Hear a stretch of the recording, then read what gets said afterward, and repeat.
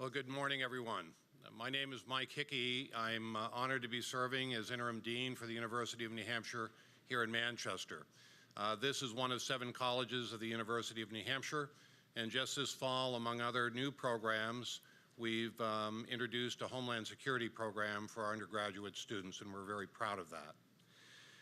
It's an honor for this college to be partnering with Americans for Peace, Prosperity, and Security in hosting the series of national security forums for our 2016 presidential candidates.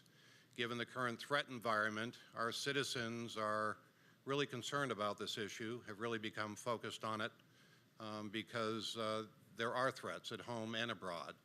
And I think certainly New Hampshire citizens are really paying attention to what our presidential candidates are saying about the whole range of issues relating to national security.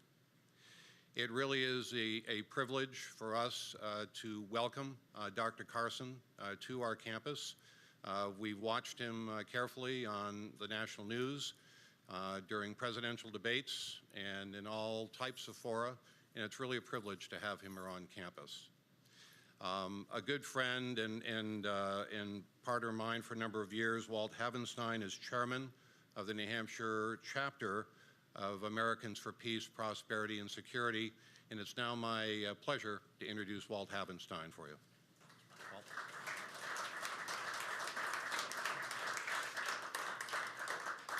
Well, good morning, and thanks for being here. And Merry Christmas, Happy Hanukkah, or whatever things you're celebrating this holiday season. And I am so grateful to live in a country where I can say that without somebody threatening to cut my head off. I'm pleased to welcome you to our 7th Forum on National Security and Foreign Policy here in New Hampshire. APS will continue to host these forums over the next several months as we work to raise the level of debate in this state and in our country regarding the daunting challenges that our next commander-in-chief will face the day he or she takes office. Given the threats that Mike just referred to facing our nation, we believe that an open and substantive dialogue between the voters and the candidates for president is a vital part of the upcoming election. Our goal today is to advance this dialogue with a conversation with our very special guest, Dr. Ben Carson, about how he believes our national security and foreign policy challenges should be addressed. Before we get started, I would like to thank Mike Hickey and the University of New Hampshire, Manchester for graciously agreeing to host this forum and for the hard work and professionalism of the UNH team. Thank you very, very much, Mike. I want to draw your attention to the pens and paper that were on your seats. Please take the opportunity to write questions down that you would like to ask Dr. Carson during the question and answer portion of this forum. Please be legible. Please identify yourself and your hometown. And please keep questions to topics related to national security and foreign policy. And we're here today to give our guest an opportunity to discuss his views. So please don't ask questions about other candidates. Please pass your cards down to the end of your row, and your questions will be collected by a member of the APS team and asked by today's moderator. Today's guest, Dr. Ben Carson, is a graduate of the University of Michigan School of Medicine and went on to become the director of pediatric neurosurgery at the Johns Hopkins Children's Center, a position he held for 29 years. In 2001, Dr. Carson was named by CNN and Time magazine as one of the nation's 20 foremost physicians and scientists. He was also a recipient of the 2006 Spingarn Medal, the highest honor bestowed by the NAACP. In June 2008, Dr. Carson was awarded the Presidential Medal of Freedom by President Bush, the highest civilian honor in the land. As a strong believer in the power of education, Ben and Candy Carson founded the Carson Scholarship Fund in 1994, built to reward young people of all backgrounds for exceptional academic and humanitarian accomplishments. The Carson Scholars Fund now operates in all 50 states and the District of Columbia, having awarded scholarships to more than 7,500 students. The program also establishes Carson's reading rooms in schools across the country to encourage young students and their families to discover the pleasure of reading and to recognize the true power of learning. To date, the program has established over 130 reading rooms across the country. Dr. Carson is also a prolific writer and author, having published 8 books, including his autobiography, Gifted Hands, as well as 2 titles that were on the New York Times bestseller list. It is my distinct honor and pleasure to introduce today's guest, Dr. Ben Carson.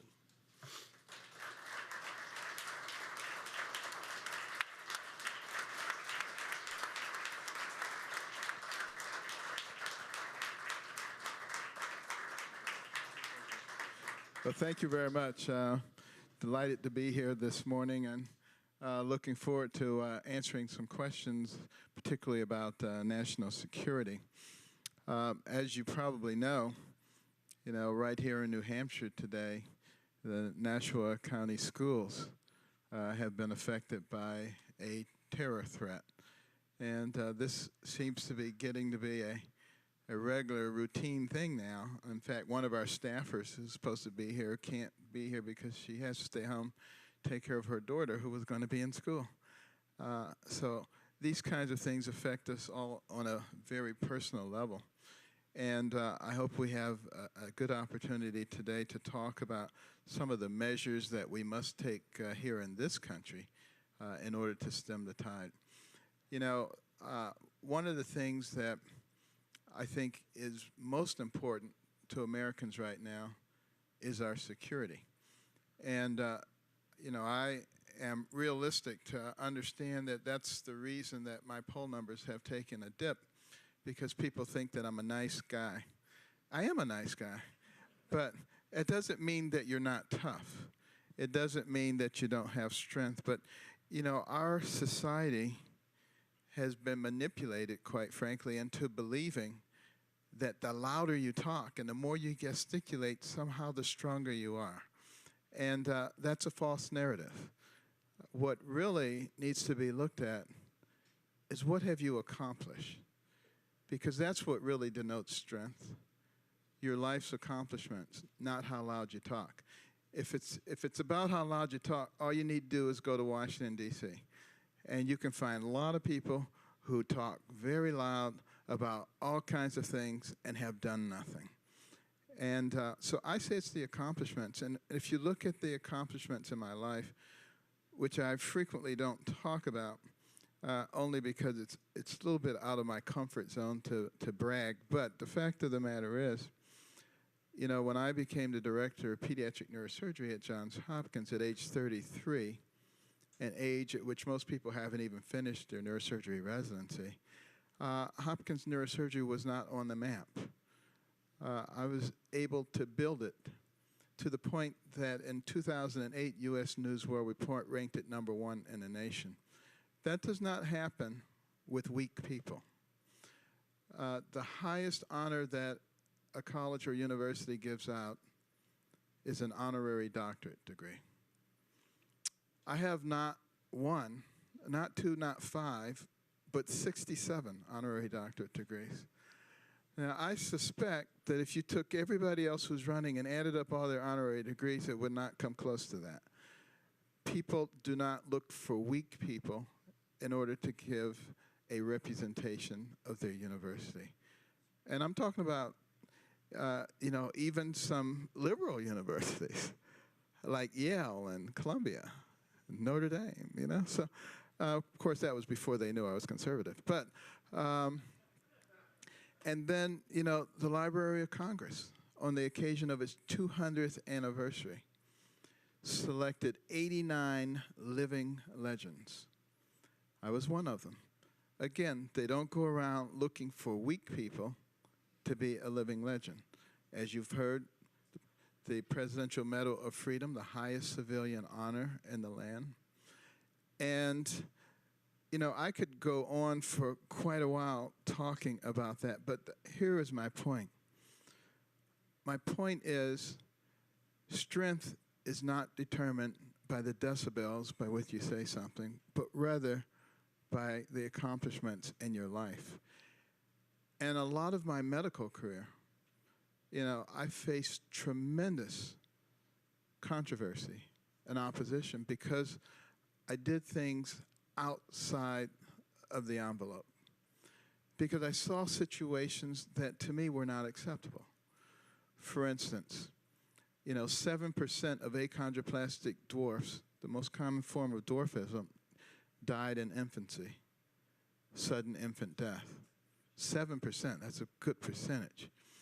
And the reason was because their brainstem, the respiratory area, was being compressed by bone at the base of the skull at the junction of the brainstem and the spinal cord.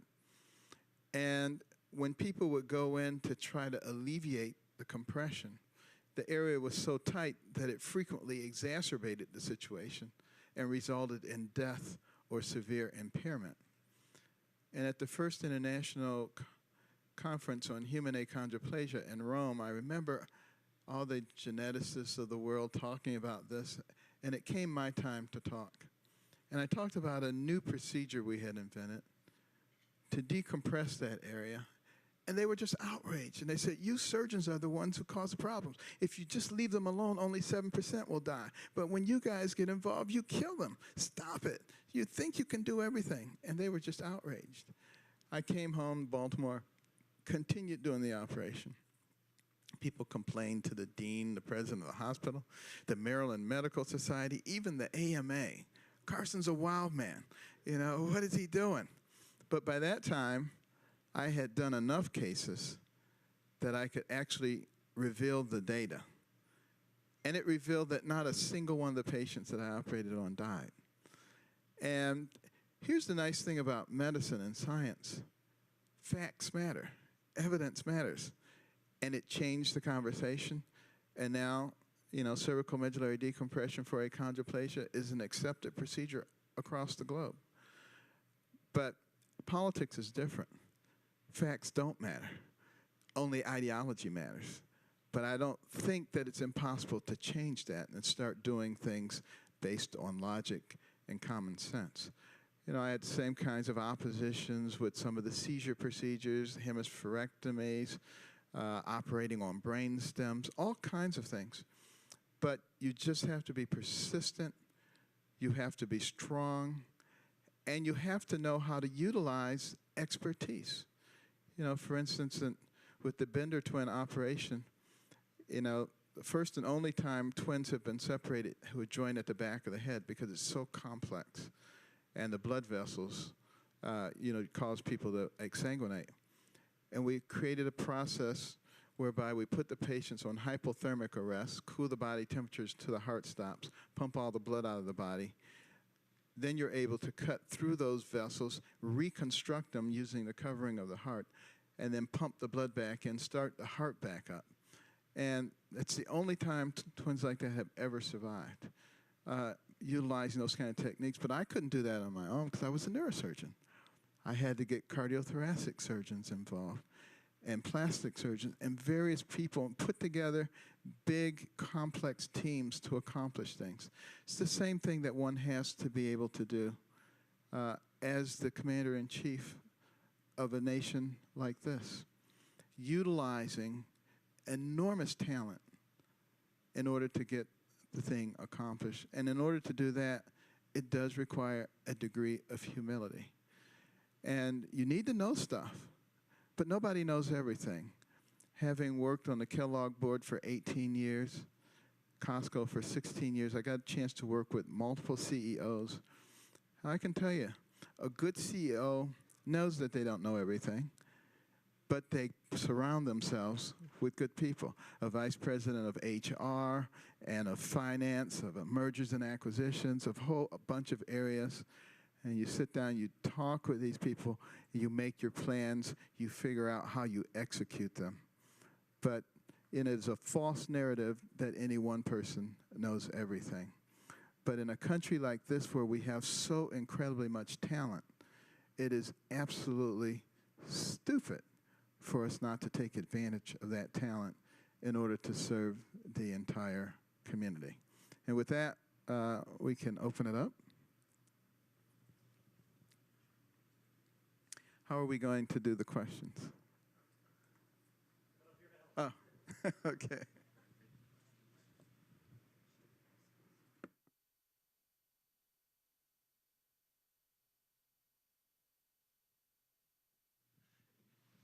Hey guys, I'm Paul Steinhauser from NH1 News, the anchor and political director, and I'm honored to be back here. It's, I think, the third or fourth forum I've done with APPS, and it's the first one we've done since what happened in Paris and what happened in San Bernardino. And it's just really quickly, before we take these questions, just a couple numbers.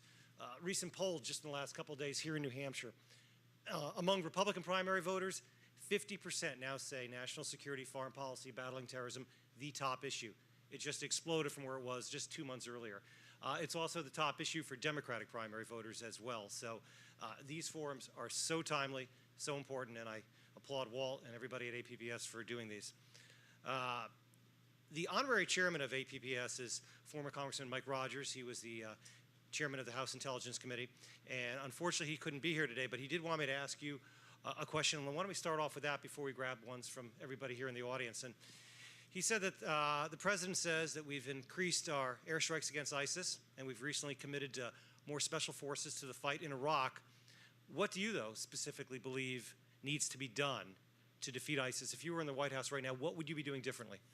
Okay, if we're going to defeat ISIS, we have to have a good understanding of who they are and what is their mission, and why are they not willing to live and let live. And I think you got to go all the way back to Mecca and Muhammad, who was not a beloved figure in Mecca, by the way. His uncle protected him. When his uncle died, he had to flee up north to Medina, where he put together a large military force.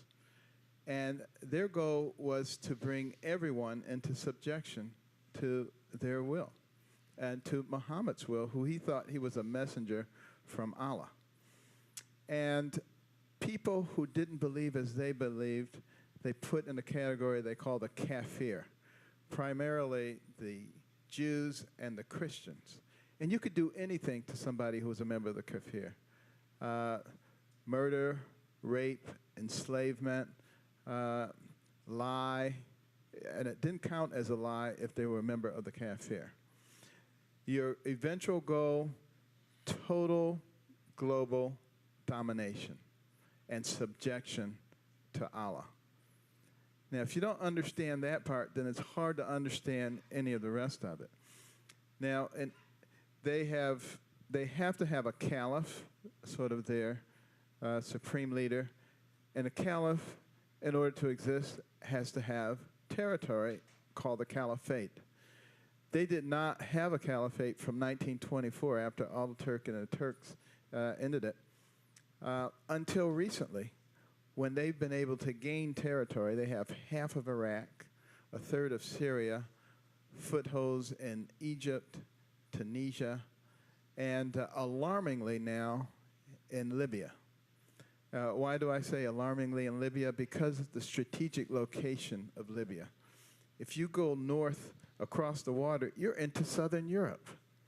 If you go south, you're into Niger, Chad, Sudan, and you're able to really spread your influence throughout, the world fairly quickly if you have that type of caliphate.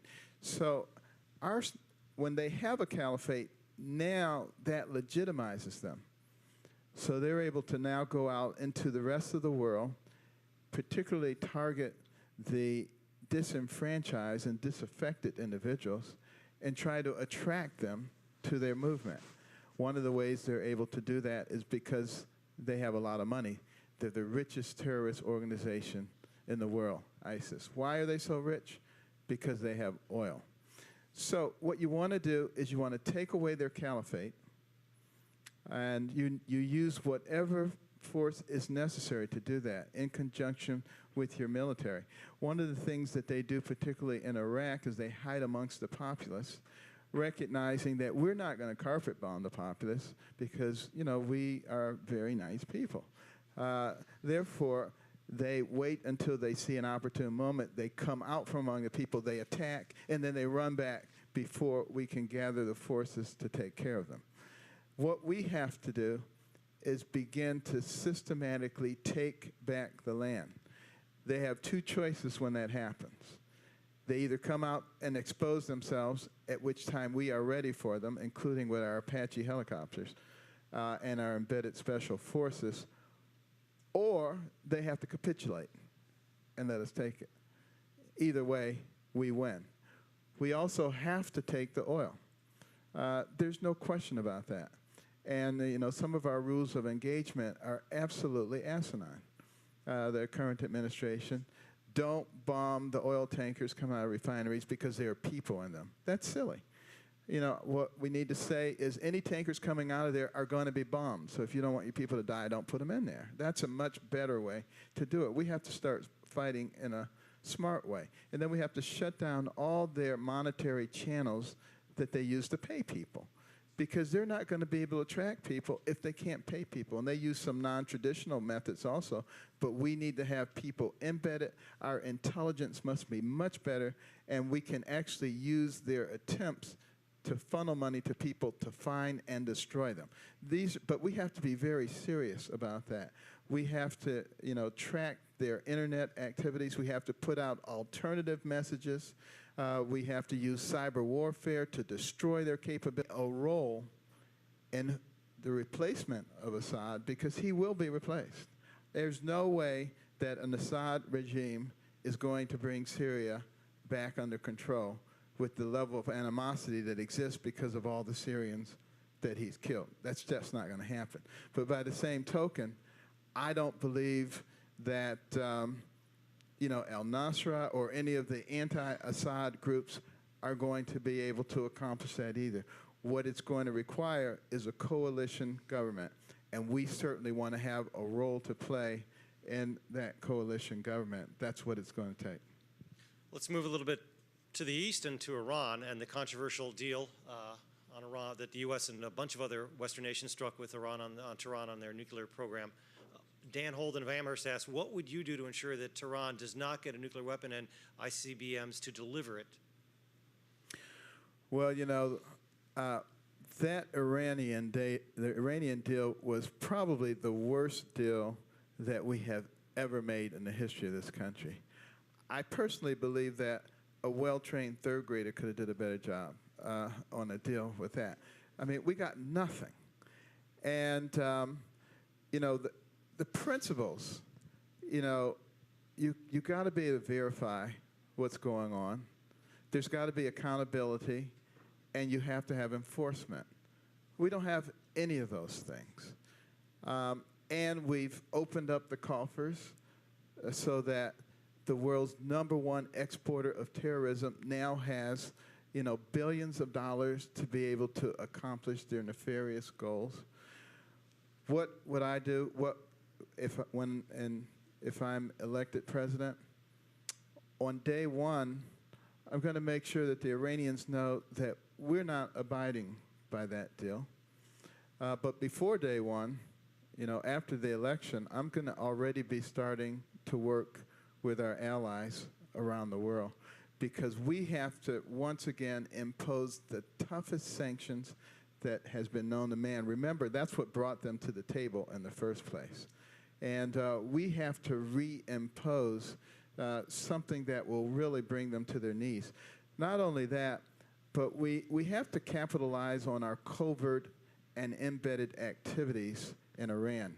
Remember in 2009, the Green Movement, which was presenting a substantial threat to the government there. The elements of the Green Movement didn't all disappear, believe me. They're there. We need to be stirring up that discontent once again in Iran, because ultimately that will make a huge difference, and that will be the thing that can change the evil regime that exists there. We also have to make a decision. What are we going to do as they, because of this silly deal, as they acquire nuclear weapons. Because the other thing that's going to happen is it's going to start a nuclear race in that area, believe me. The other countries are not just going to sit idly by and watch Iran, which is very tyrannical and not a friend of a lot of the other countries in that area. They're going to want nuclear capabilities also. We need to be negotiating with them. We need to be creating assurance pacts with them. We may be needing to start talking about nuclear reactors with them. But if that's going to happen, we want to be the ones who are working with them and not the Russians. So that means we have to be proactive in recognizing what is going to go on. We need to re-solidify our relationships with Israel, because Israel is in a grave danger, and particularly as soon as Iran gets a nuclear weapon, or as soon as they're able to allow nuclear weapons to fall into the hands of the radical Islamic jihadists, there's going to be an attack on Israel. And we have to be prepared to respond to that and work with Israel to do everything we can to prevent that from happening, but recognizing that, unfortunately, the fuse has already been lit. And this is by no means something that we can ignore. You can learn a lot about a new president by the kind of people that president picks to serve in his cabinet and in his administration. So it's a good question. What sort of people will you utilize to help you tackle our national security problems and our overseas problems? Asked by, I think, Barbara St. Croix of Chester, New Hampshire.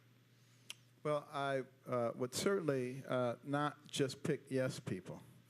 I'm not just going to pick people who 100% agree with me on everything, because you have to have pushback in order to make you consider all the various possibilities. I do have weekly conversations with a lot of people whose names you would know, who are experts in foreign policy, and we'll continue to do that throughout, a Carson administration. But I would want to have people who, number one, understand the Constitution of the United States and understand that one of the primary objectives of our government is to provide for the common defense of our people. And sometimes providing for our common defense means being able to articulate a plan of offense and a plan of proactive activity. They have to be able to work with others. For instance, I want our defense people to be able to work with our administrator of environmental protection. Now, why do I say that? You say, what's the correlation there? We have enormous energy resources in this country, and we need to be able to exploit them on the geopolitical scene. Putin is right now contained largely because of the price of oil. We need to be working on how we keep the price of oil down. We need to also be working on how we exploit our tremendous natural gas reserves. We have hundreds of years' worth of natural gas, and we can extract it for about $2 to $3 per cubic liter. We can liquefy it for about $2 to $3 per cubic liter. We can ship it overseas for about $2 to $3 per cubic liter. So by the time we get it over to Europe, we're talking $8 to $10.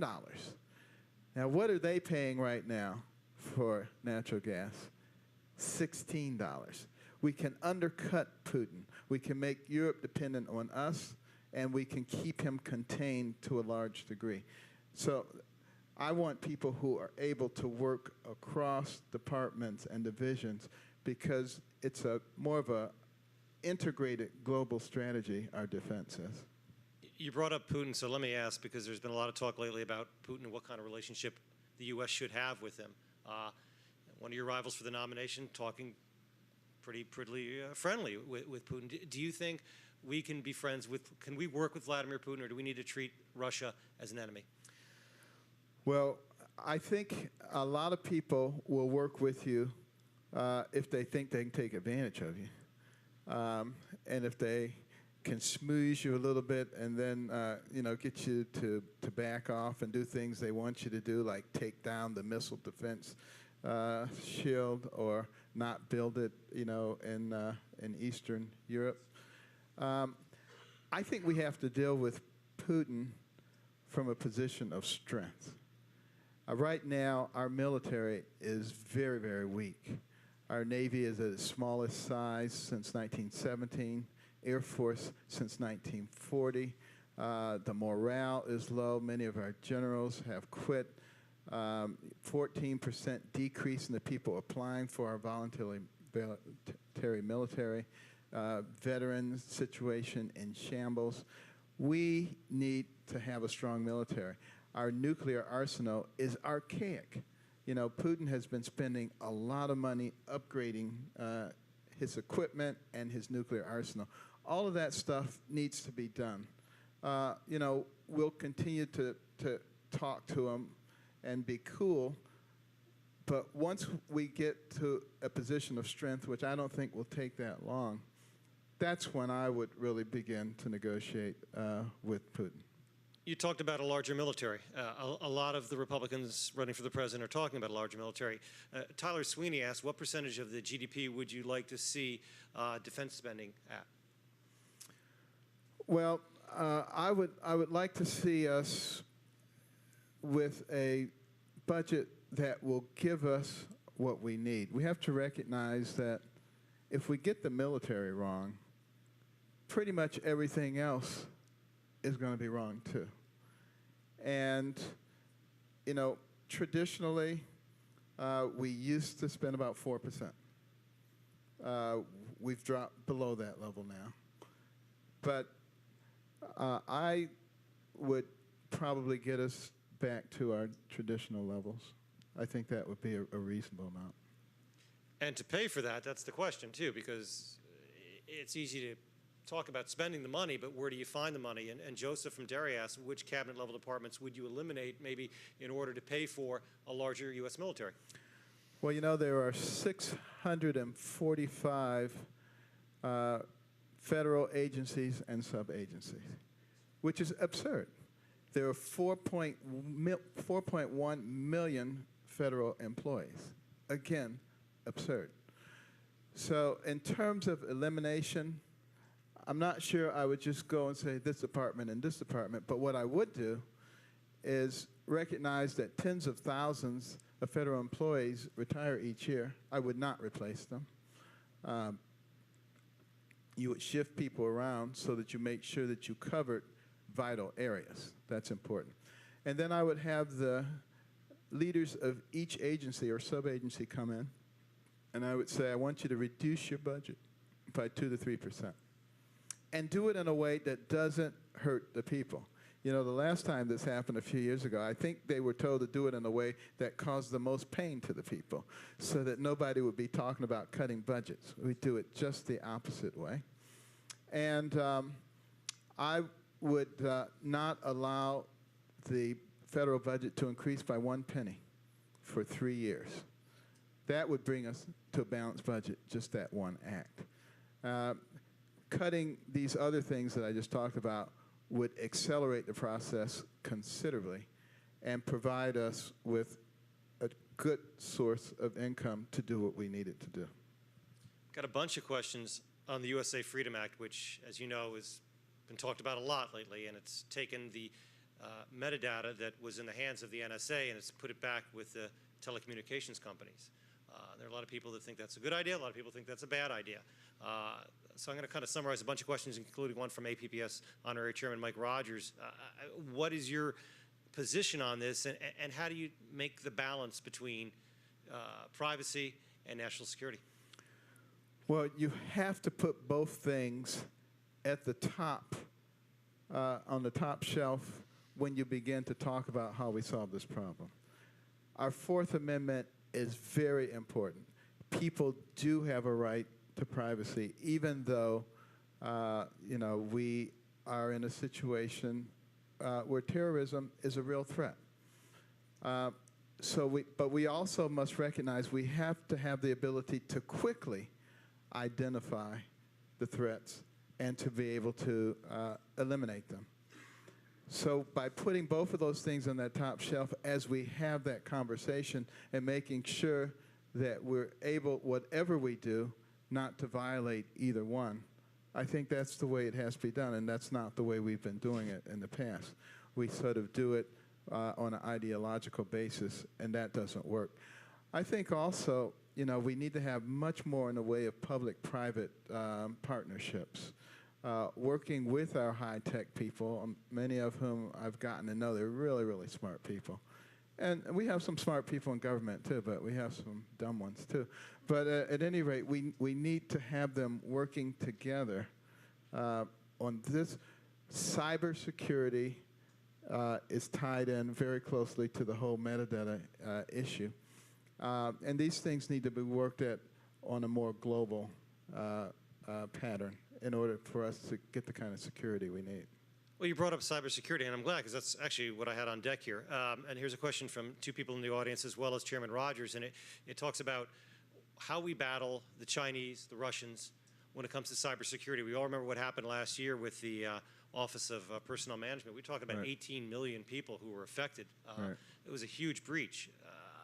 The Obama administration giving earlier this year the Treasury Department the ability to go after some of these people financially as a weapon. What would you do to strengthen the U.S. cybersecurity? Well, you know, our offensive capabilities are awesome in the cyber arena. We need some help in defense. And I think that's where we're going to have to really put forth a serious effort with public and private partnerships. As far as our offensive capabilities are concerned, we know who some of the people are who have struck us. And, you know, my sources tell me that they have great difficulty. In fact, they say it's impossible to get permission from the current administration to strike back. In a Carson administration, that would not be difficult. We would hit anybody who hit us back so hard that they would never do it again. I mean, that's what we have to do. We have to, that's the only way you're going to stop that kind of activity. But in the meantime, you know, there have to be multiple layers of security, and we need to start teaching our people about cybersecurity. In kindergarten, we need to start teaching people about cybersecurity. It should be a regular part of everything that every American learns. A couple questions about San Bernardino from the audience here, and a lot of us are nervous and worried and concerned about how this couple was able to do what they were doing and how the wife got into the country in the first place. So how could you or what would you do as president, if you were in the White House right now, what would you be doing that the president is not doing when it comes to keeping these kind of people, or finding them, first of all, and keeping them out of the country, second of all? Well, you know, first of all, you know, let me just use that moment to rant a little bit about the omnibus bill that was passed by a Republican Congress. I mean, this is craziness. Look at the things that are in there. You know, climate control, resettling of refugees, Syrian refugees, Obamacare, Planned Parenthood, sanctuary cities. I mean, this is craziness. And, you know, in terms of, you know, bringing in refugees, we already see that the system that we have in place doesn't work. It didn't work for Tashfeen Malik. It didn't work for the Tsarnaev brothers. This tells us that we have a major problem. Now, I wouldn't necessarily stop bringing people in based on religion, but I would stop bringing people in until such time as we had a much better screening mechanism, because this is war. We're at war. We need to be on a war footing, and we need to change things and not do what we would normally do. Additionally, in order to keep these kinds of things from happening, we need to be monitoring social media. You know, this whole concept of not looking at Malik's social media page somehow that violates. That's craziness. We need to get over that. But also in this country, we need to be following the internet, following very carefully any traces or ties to creation of terrorist plots. And we need to stop being politically correct.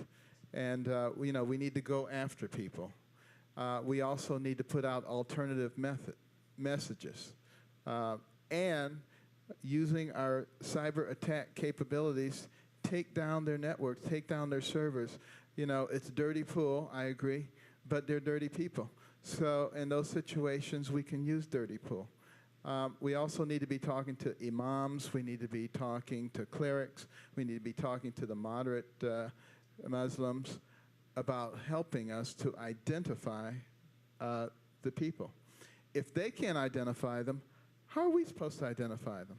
And if we can't identify them, then that is going to affect our policies toward them. So it's to their benefit if they are moderate and if they're not trying to change our country. It's to their benefit to cooperate with us. And we need to make sure that they understand that concept. Recognize also that there are many of them here who have nefarious motives. You go back to the Holy Land Foundation trial in Texas, 2006, 2007, looking at some of the Muslim groups that were here, particularly the Muslim Brotherhood. And one of the documents that was uncovered was an explanatory memorandum that showed that their purpose is to commit civilization jihad. They want to change us from what we are by getting into various positions, multiplying their population. And they said that it would be easier in this country than in many places because we're so politically correct. Because the Americans would be more interested in protecting their rights than they would in preserving, American values and principles. We have got to get over that. We have got to be smarter than that. We've got to adopt the Teddy Roosevelt philosophy. He said we're a country of immigrants. And we're built by immigrants, and we welcome immigrants from every place, regardless race, creed, color, religion. They're welcome to come to America as long as they want to be Americans and accept American values and principles. If they don't, stay where they are. I think that's exactly the philosophy we should have. Well, let me follow up on that because, again, one of your rivals for the nomination made some news recently by talking about a total ban on temporary ban on Muslims entering the country.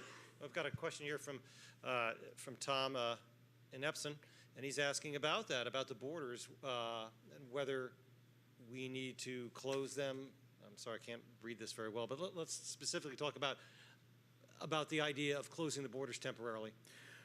Well, I think temporarily until we have in place a system of screening. I would not screen people out on the basis of religion. I would screen people out on the basis of common sense.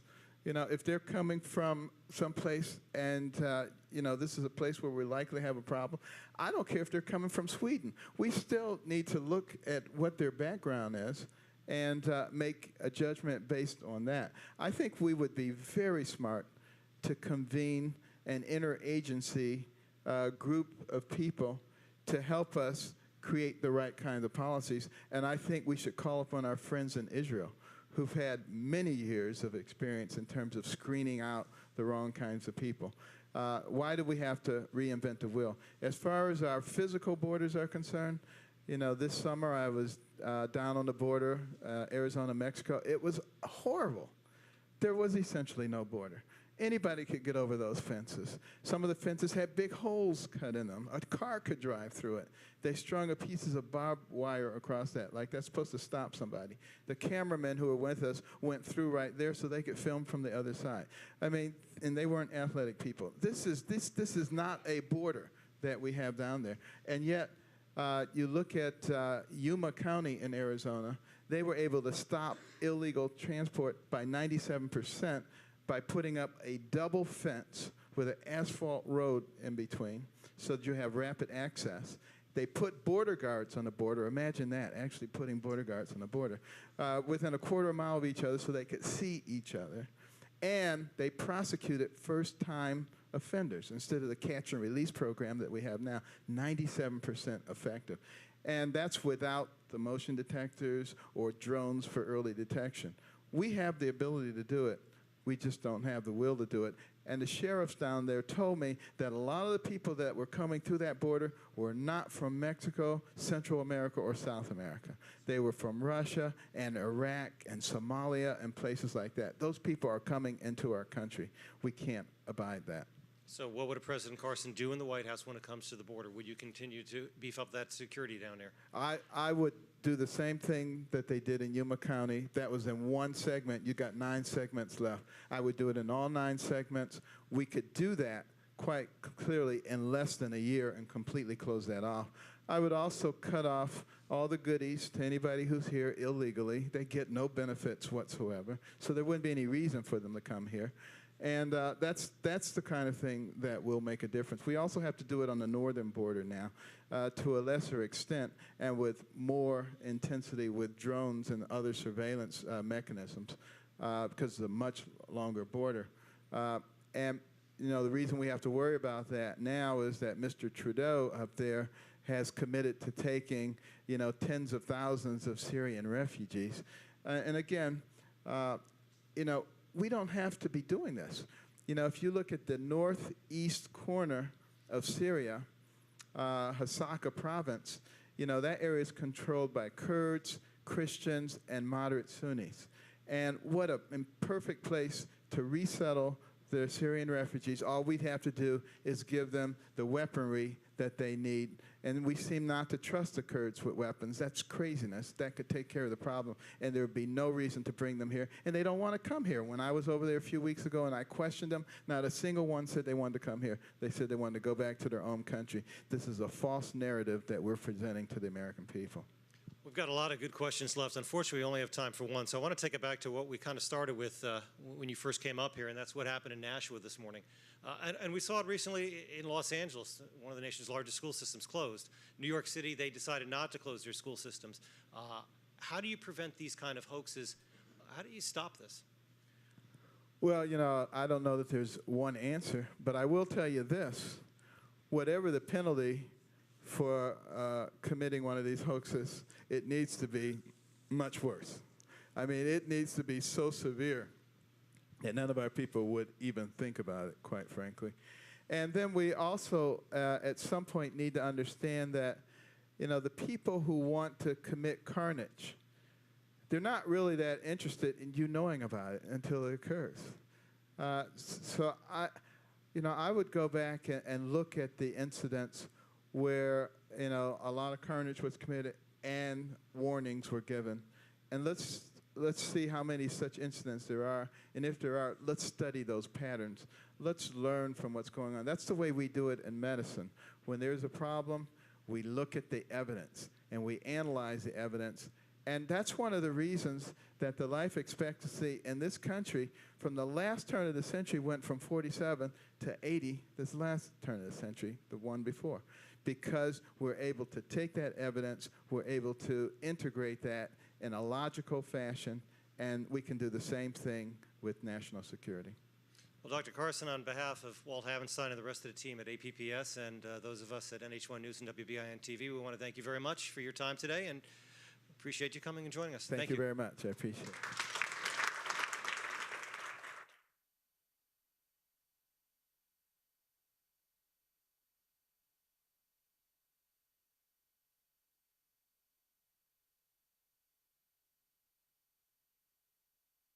Anybody could get over those fences. Some of the fences had big holes cut in them. A car could drive through it. They strung pieces of barbed wire across that, like that's supposed to stop somebody. The cameramen who were with us went through right there so they could film from the other side. I mean, and they weren't athletic people. This is not a border that we have down there.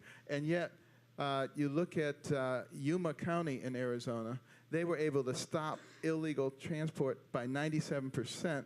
By putting up a double fence with an asphalt road in between so that you have rapid access. They put border guards on the border. Imagine that, actually putting border guards on the border within a quarter mile of each other so they could see each other. And they prosecuted first-time offenders instead of the catch and release program that we have now, 97% effective. And that's without the motion detectors or drones for early detection.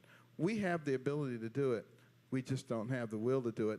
And the sheriffs down there told me that a lot of the people that were coming through that border were not from Mexico, Central America, or South America. They were from Russia and Iraq and Somalia and places like that. Those people are coming into our country. We can't abide that. So what would President Carson do in the White House when it comes to the border? Would you continue to beef up that security down there? I would do the same thing that they did in Yuma County. That was in one segment. You got 9 segments left. I would do it in all 9 segments. We could do that quite clearly in less than a year and completely close that off. I would also cut off all the goodies to anybody who's here illegally. They get no benefits whatsoever, so there wouldn't be any reason for them to come here. And that's the kind of thing that will make a difference. We also have to do it on the northern border now to a lesser extent and with more intensity with drones and other surveillance mechanisms because it's a much longer border. And you know, the reason we have to worry about that now is that Mr. Trudeau up there has committed to taking, you know, tens of thousands of Syrian refugees. And again, you know, we don't have to be doing this. You know, if you look at the northeast corner of Syria, Hasaka province, you know, that area is controlled by Kurds, Christians, and moderate Sunnis. And what a perfect place to resettle the Syrian refugees. All we'd have to do is give them the weaponry that they need. And we seem not to trust the Kurds with weapons. That's craziness. That could take care of the problem. And there would be no reason to bring them here. And they don't want to come here. When I was over there a few weeks ago and I questioned them, not a single one said they wanted to come here. They said they wanted to go back to their own country. This is a false narrative that we're presenting to the American people. We've got a lot of good questions left. Unfortunately, we only have time for one. So I want to take it back to what we kind of started with when you first came up here, and that's what happened in Nashua this morning. And we saw it recently in Los Angeles. One of the nation's largest school systems closed. New York City, they decided not to close their school systems. How do you prevent these kind of hoaxes? How do you stop this? Well, you know, I don't know that there's one answer, but I will tell you this. Whatever the penalty for committing one of these hoaxes, it needs to be much worse. I mean, it needs to be so severe that none of our people would even think about it, quite frankly. And then we also, at some point, need to understand that, you know, the people who want to commit carnage, they're not really that interested in you knowing about it until it occurs. So I would go back and look at the incidents where, you know, a lot of carnage was committed and warnings were given. And let's see how many such incidents there are. And if there are, let's study those patterns. Let's learn from what's going on. That's the way we do it in medicine. When there's a problem, we look at the evidence and we analyze the evidence. And that's one of the reasons that the life expectancy in this country from the last turn of the century went from 47 to 80 this last turn of the century, the one before. Because we're able to take that evidence, we're able to integrate that in a logical fashion, and we can do the same thing with national security. Well, Dr. Carson, on behalf of Walt Havenstein and the rest of the team at APPS and those of us at NH1 News and WBIN TV, we want to thank you very much for your time today and appreciate you coming and joining us. Thank you very much. I appreciate it.